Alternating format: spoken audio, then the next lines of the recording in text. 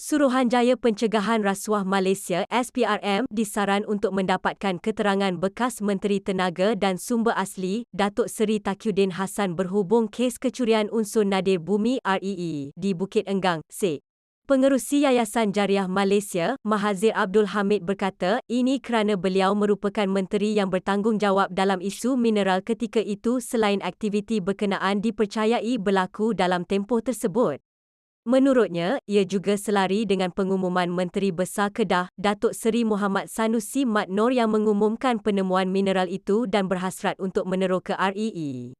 Ketika itu, Ogos 2021 hingga Oktober 2022, bekas Menteri PAS Taqiyuddin dan Sanusi sudah tentu berhubung untuk tujuan meneroka REE sebelum peralihan kerajaan. Tidak mustahil beliau mempunyai maklumat berkaitan yang boleh diserahkan kepada SPRM untuk memudahkan siasatan yang sedang dilakukan kini, katanya dalam kenyataan akhbar di sini pada Ahad. Mahazir yang juga bekas ahli Dewan Undangan Negeri ADUN, Jeneri mendakwa, terdapat beberapa spekulasi sedang berlega di media sosial ketika ini yang mengaitkan kaitan antara pemimpin PAS Kelantan itu dengan sebuah syarikat REE. Jika membuat sedikit penelitian, dengan mudah kita dapat mengenal pasti hubung kait itu. Persoalan yang ingin saya ajukan, adakah benar dakwaan seorang bekas menteri dari kepimpinan PAS terlibat dengan isu REE di Kedah seperti mana beliau didakwa terbabit dengan isu REE di Kelantan? Soalnya. Menurutnya lagi, walaupun siasatan sedang giat dijalankan namun sekiranya terdapat maklumat atau dakwaan terbaharu, ia wajar disiasat. Saya harap pihak berkuasa menyiasat segala kemungkinan kerana dalang sebenar tidak boleh dibiarkan terlepas begitu sahaja. Adakah benar seorang pemimpin PAS dari Kelantan terlibat di sebalik kecurian REE atau Muhammad Sanusi cuba melindungi beliau atas kepentingan tertentu, dakwanya.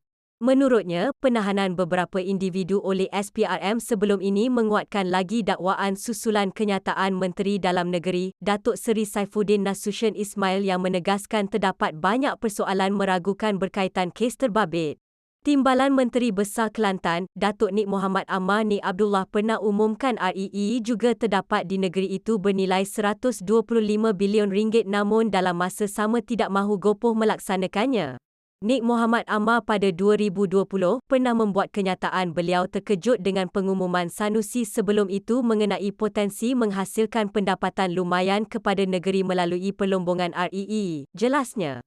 Berikutan itu, rakyat wajar berfikir sedalam-dalamnya mengenai kedudukan sebenar kes terbabit selain tidak terlalu bergantung kepada jawapan berbelit ahli politik yang sebelum ini mendabik dada mengatakan mereka terlalu bersih. Setahun lalu, Mahazir antara individu terawal membuat laporan polis berkaitan kecurian REE sebelum kegiatan itu didedahkan media pada 3 Oktober tahun lalu. Sanusi mengesahkan berlaku kegiatan mencuri REE di hutan simpan Bukit Enggang namun menafikan penglibatan kerajaan negeri atau syarikat yang diberi lesen eksplorasi untuk mengkaji potensi mineral itu. Pada 13 April lepas, seramai 40 individu termasuk 35 warga asing dihadapkan ke Mahkamah Session Baling atas pertuduhan menceroboh hutan simpan berkenaan.